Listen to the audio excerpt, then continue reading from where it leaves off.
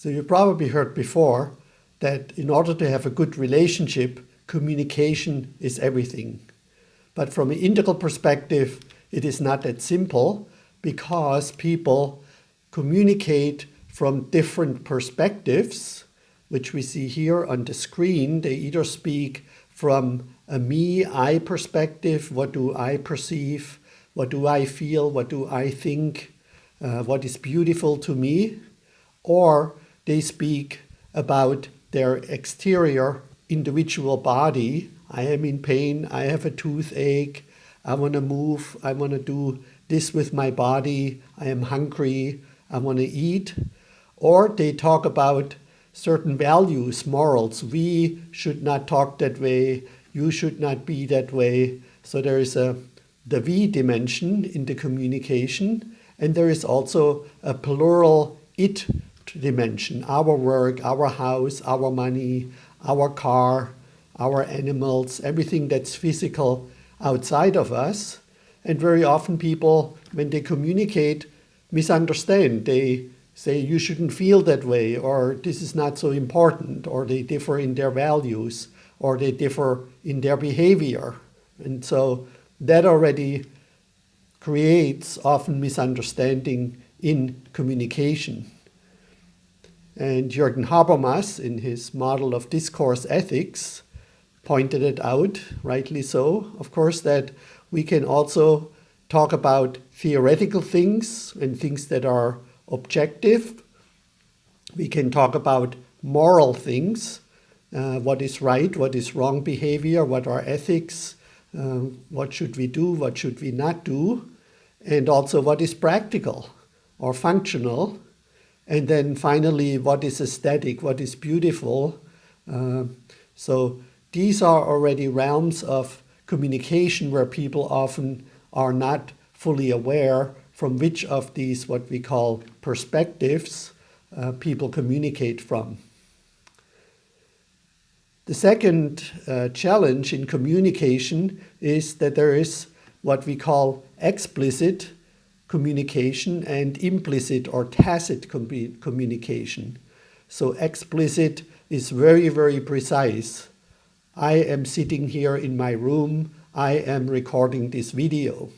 Please go out and bring me a cup of tea, or please watch this video. So this would be very precise, and mostly people are not using precise language. Often it is sort of like implied or through body language or tone of voice. The words that we say have different meanings, also depending on what context that are put in. And there's a funny Finnish comedian. His name is Ismo, and he makes these funny stand-ups about the English language. For example, he talks about the word shit that is very confusing to him. And so he says, here are a few examples from him. When you say you don't know shit, that means you don't know anything. You're stupid. But if you know shit, that means you're smart. If you say, this is shit, it's bad. But if you say, this is the shit, then that means good. If I give you shit, that means I'm putting you down, right? I'm not nice to you. But if I give a shit, then that means I care. Or I could say, are you shitting me? You are full of shit means, you're pretty bad, or you have a bad attitude, or you don't know anything. But if you are the shit, then that means you're great. If you take shit, that means somebody else is telling you off and putting you down. But if I take a shit, well, that just means going to the bathroom. If you say, this is my shit, that means you take care of your own issues or take responsibility for something that you did. And take care of your shit, if we say that, it means, you have to take care of what you just did and be responsible for what you did.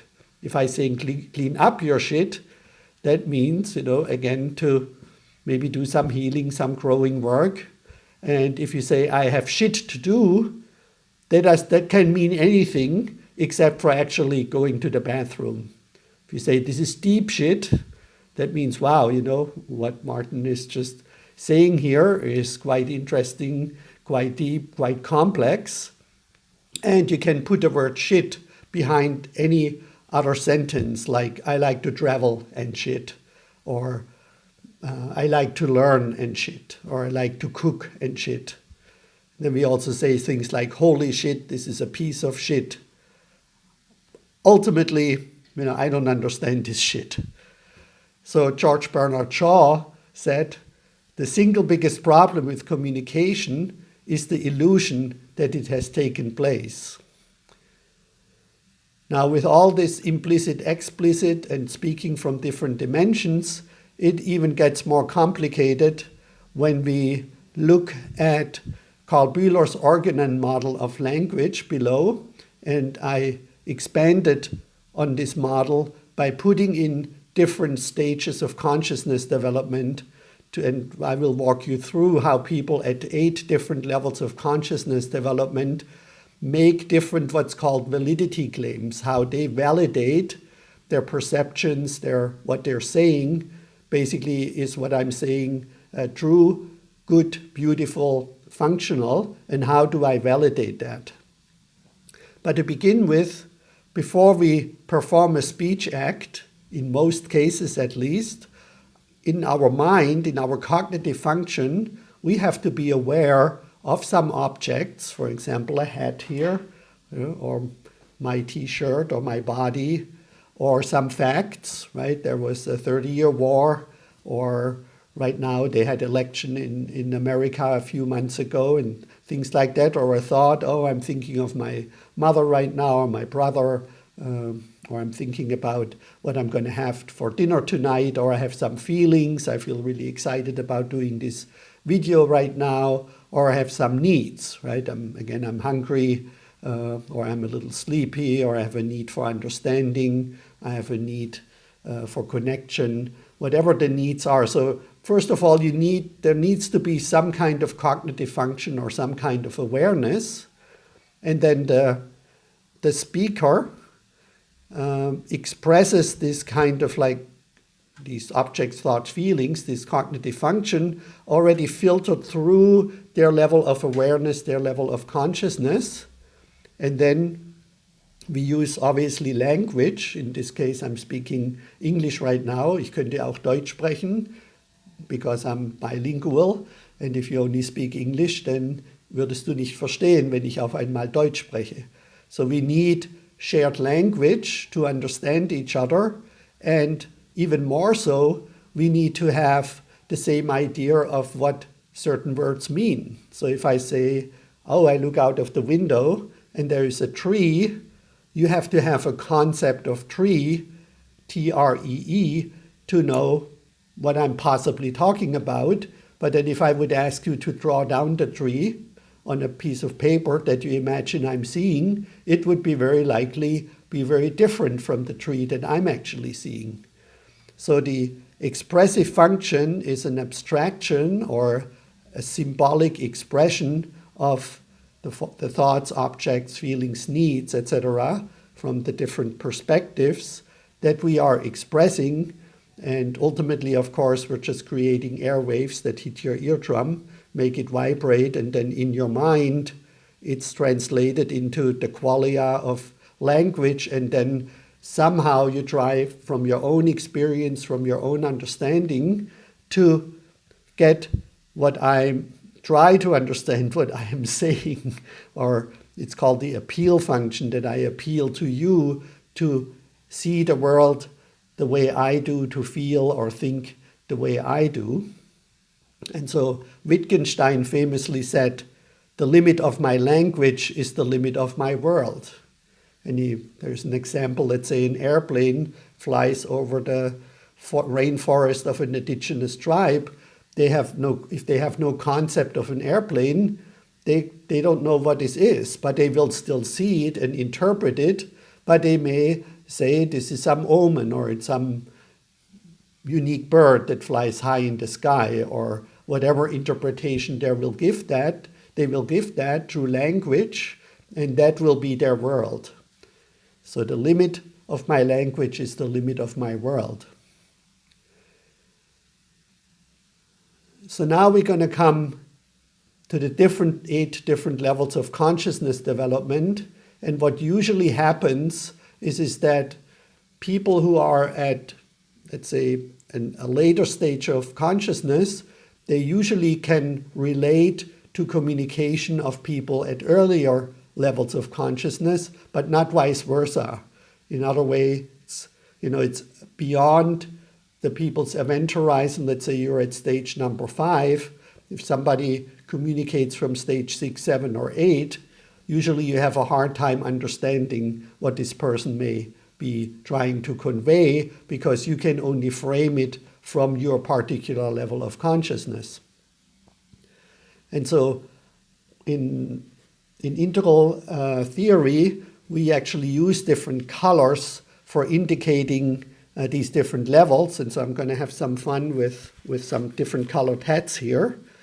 And in the most primitive kind of reptilian brain controlled communication, we called it archaic. And we could think back hundred thousands of years when humans were in a way pre-verbal and just in a pure survival mode, where pretty much their concern was, am I dead or alive? And in modern people, we are also often concerned about that. Maybe you have a panic attack, or you have a heart attack, or somebody sneezes at you here during these COVID times, and maybe you get afraid of dying and getting COVID and dying. Or if your partner leaves you or threatens to leave you, you feel, I cannot handle this, I will die, right? Or I'm kill myself, or I'm going to kill some other people. So very often, or not that often, but every now and then, we get into this pure survival, freak out, fight, flight, freeze kind of mode. And people on this level, or when they regress to that level, they perceive real or issues or perceived issues that threaten their lives. And immediate action is needed to survive and to save this person's life or another person's life. So we said, help, I'm dying, or I cannot deal with this, you have to change now. So immediate action is needed, and it's often not controllable. And as I already pointed to, often primal sexual lust or jealousy, perceived threats come in on this level of communication. The next level, in integral, we usually give that the color magenta or purple, but I don't have a magenta or purple hat, so I'm just going to use a black hat here to indicate a black magic, if you will.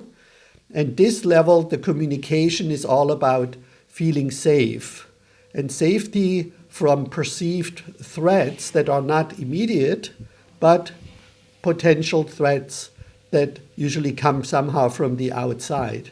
And so people there have a deep need for belonging, and are often very superstitious and fearful, and see all kinds of imagined threats and dangers. Their communication is usually irrational, or we usually call it pre-rational, with beliefs in miracles, magical powers, unseen outside forces, and their own narcissistic poor me victim perceptions. So what is true, good, beautiful, and functional, to come back to these 4 dimensions, is what unites the tribal identity, the family identity, what brings luck, what fends off real and perceived threats through rituals, ceremonies, dress, certain artifacts, right? You maybe wear a certain necklace or certain clothing or perform certain rituals.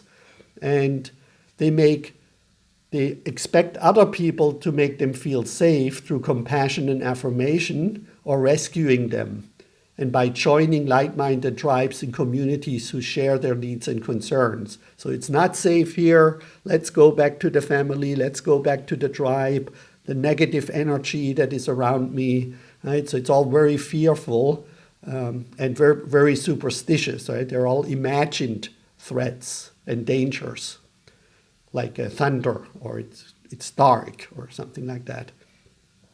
And they can very easily get lost in what we call the fear-based trauma triangle of the victim, persecutor, and rescuer, which I'm showing you here.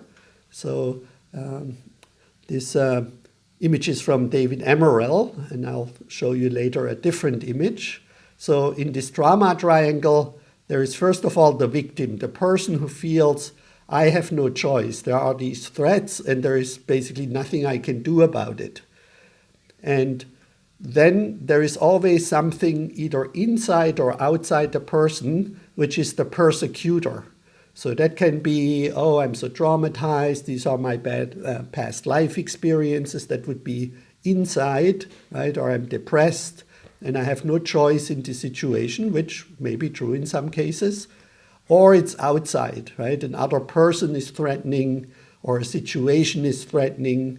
Like a few years ago, my house burned down in California, so I could have said, well, that was sort of like the persecutor, and then the bad people from the insurance and the people who caused the fire.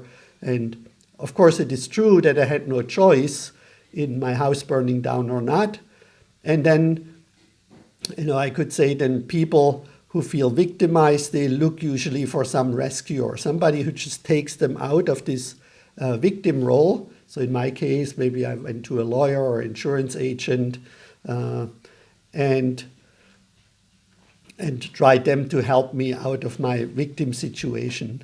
So that's the trauma triangle, and that can be one person, right? We can even try to rescue ourselves, or it can be two people or three people who are involved in a situation like that.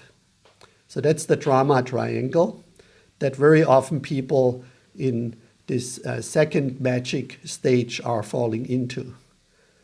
Then the third stage that emerges out of the second stage as a response to the second stage, which is very relational and communal and other-oriented, is the egocentric red stage, we call that. Hence, I'm wearing a red hat.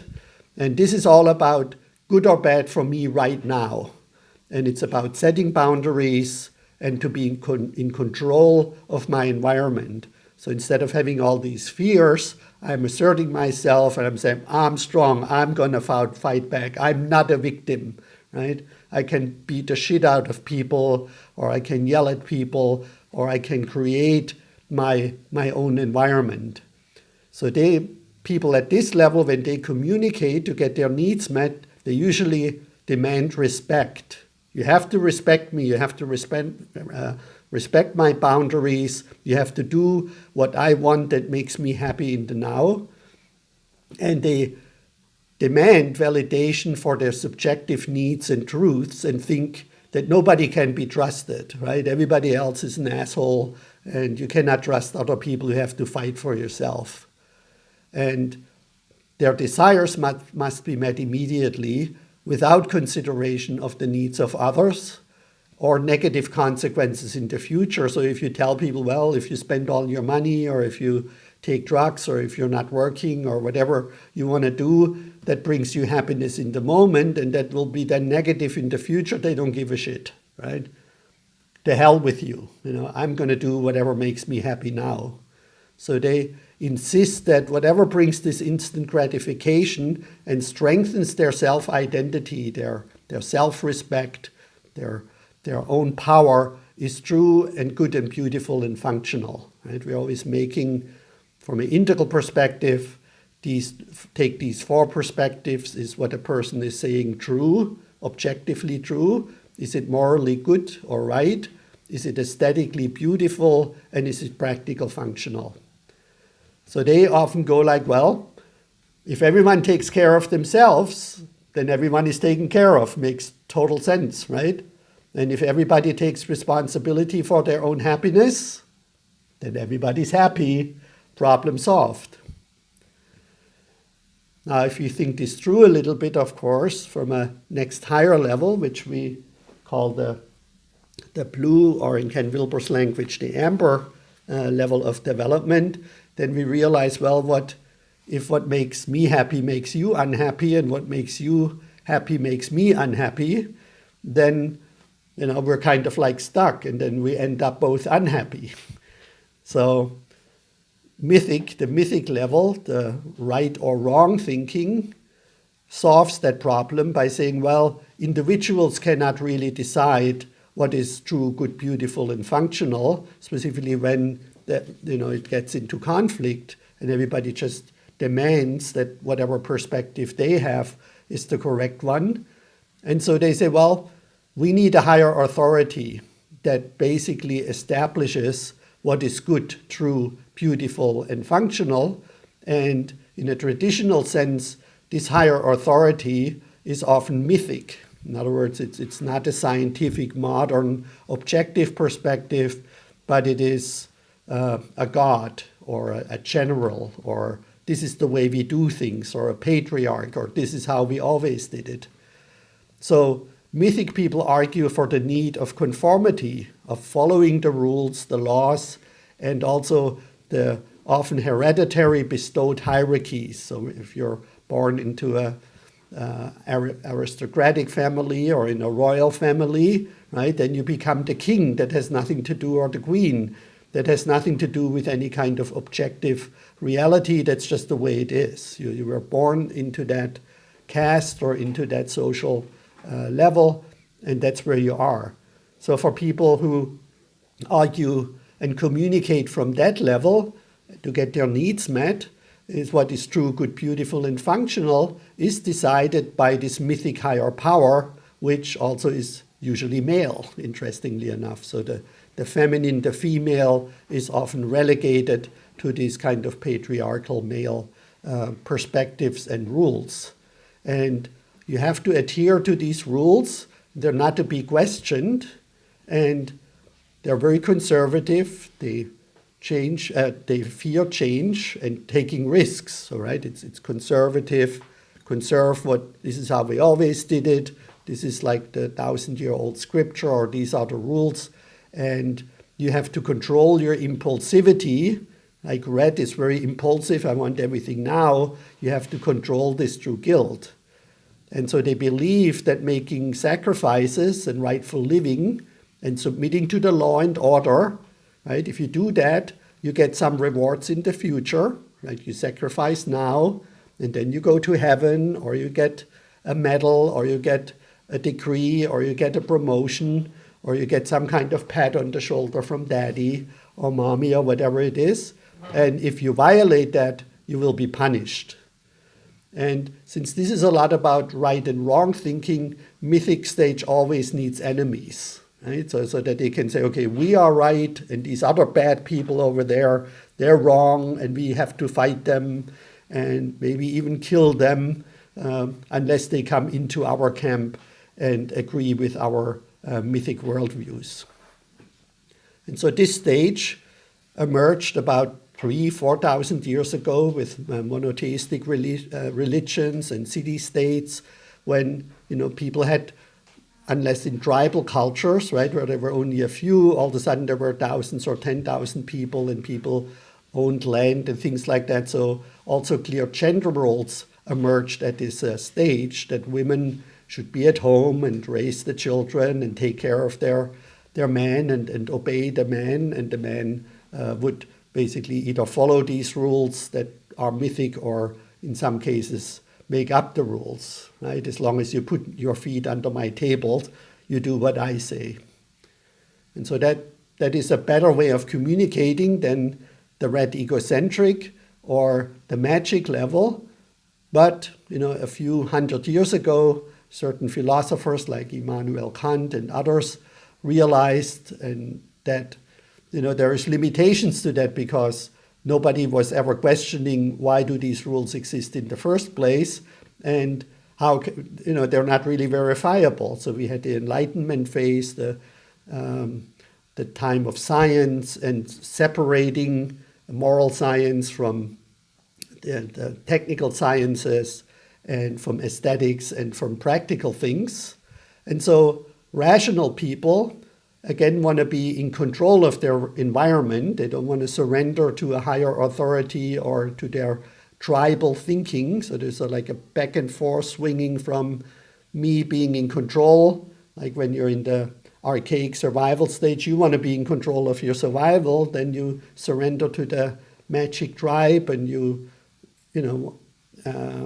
want to fit in and you find safety and meaning in the tribe. Then egocentric takes care of itself again. It's more dominant, more controlling of its environment. Mythic is more surrendered. And then the rational stage, which we give the color orange, like melting steel. And it started with the Enlightenment Phase, then with the industrialization, and now we're in the mature modern stage in the information age. And here, everything is about win and lose, or win-win, and to control and dominate your environment, your destiny, to be in control of your own life. But unlike red, which fights everyone, orange, of course, or not of course, but at this level cooperates with others to be successful.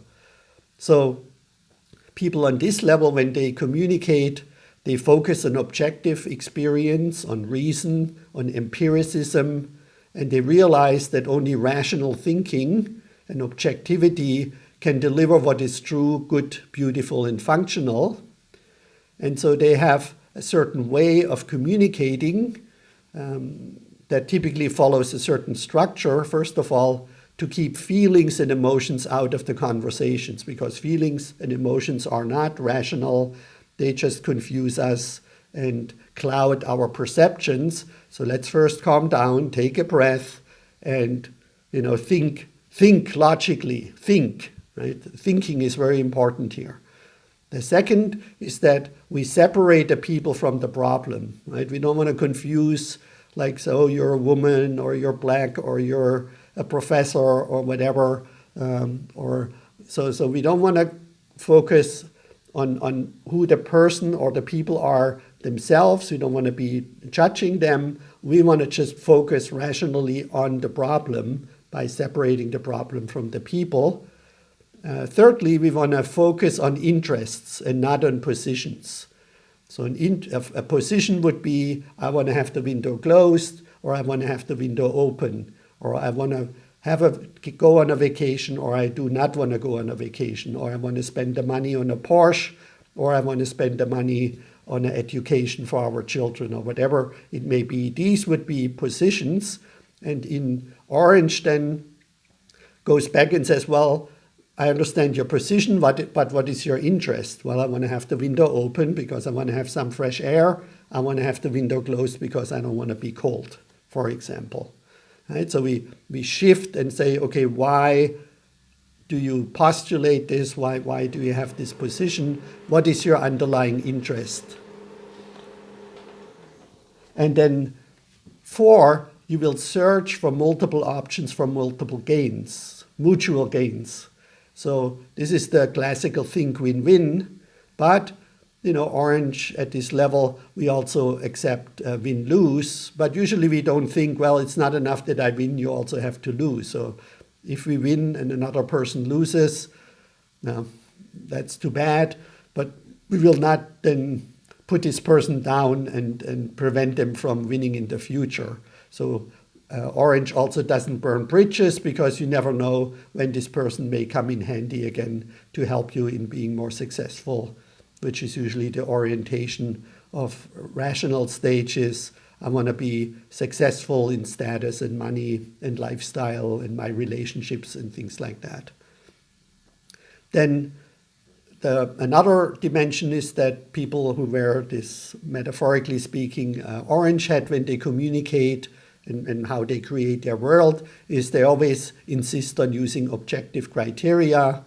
And finally, that's from the Harvard negotiation project. There's a book called Getting to Yes Without Giving In, which this is more or less based on. They have something what they call a patna, your best alternative to a negotiated agreement. So whenever you do that according to this model, when you go into a negotiation, and it can be very simple. What do we have for dinner tonight? Or what movie are we going to watch? You always in the background have some alternative already prepared. So if you cannot get a yes, and if there is no win-win situation possible, and you're sort of like on the losing end of the communication, you already have your plan B and your plan C and your plan D. Right? So this emerges, this idea of a plan B, C, that there's always options, always some solutions, right, emerges on this rational stage. While blue before, right, there's a you're wrong and you're bad and you're going to go to hell, and if you don't do what I say, you're going to be punished, and so there is no good solution from a blue or these earlier perspectives. You're either with me or not with me. Here, orange is the first one where tolerance comes into play, and accepting other people the way they are. You are okay, I am okay, kind of thinking. So you heard probably all these sentences and these concepts before.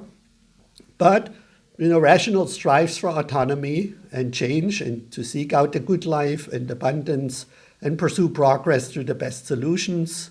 And interestingly enough, right, they shift this trauma triangle that we looked at earlier, where we have the persecutor, the rescuer, and the victim. They turn this around, and the victim becomes the creator, right? They take responsibility that somehow, I bought this house in Northern California, and in my case, I had insurance, but maybe I picked the insurance and it turned out not to be the best insurance. So people really see for the first time their own role in whatever situation there is, right? You're getting divorced, your partner cheats on you, you're getting into fights. Well, at one point you chose that person. Nobody forced you, like on a mythic level, maybe they forced you into an arranged marriage. Here you created, at least partly, you were responsible for creating this situation. And Viktor Frankl famously said, the last freedom cannot be taken away from man is our response in every given situation, how we respond in every given situation. So that also points to this creator aspect. And so the persecutor becomes the challenger. Oh, here is a challenge, and here is something that I can grind my teeth on, that I can grow on, and somehow figure out how I master that challenge. So people in orange, they really like competition and challenges, but they're fair, right? Like in sports. And then instead of looking for rescuers that just maybe give them money or take them out of there, or some medicine or whatever, a doctor that rescues them, they look for something of a helper or a coach or a therapist or a financial advisor or whatever it is, who supports them to pull themselves out of that challenging situation. So to help others to help themselves and not to keep them in the miserable situation. So this is a very powerful thing, at least up to the orange level of consciousness, to realize when we ourselves or others get into this trauma triangle, we can flip that around.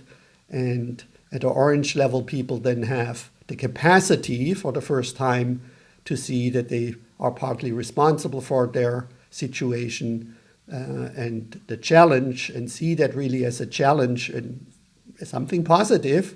And then if they seek help, it's always help to help themselves. And here is this circle chart from, again, this book, Getting to Yes. And very briefly, there's like 4 steps of analyzing the problem: what is wrong, what are the current symptoms, what are disliked facts contrasted with a preferred situation. So that's the real world situation. Then you go into 2 steps in theory: diagnose the problem, sort the symptoms into categories, suggest causes, observe what is lacking, note barriers to resolving the problems. Then you go into theory. Step 2, what are possible strategies or prescriptions, right? So we look for alternative solutions. What are some theoretical cures? Generate broad ideas, maybe make a mind map or something like that about what might be done. And then you put it into action in the 4th step. What might be done what specific steps might be taken to deal with the problem. So very rational, very pragmatic, and very utilitarian versus often.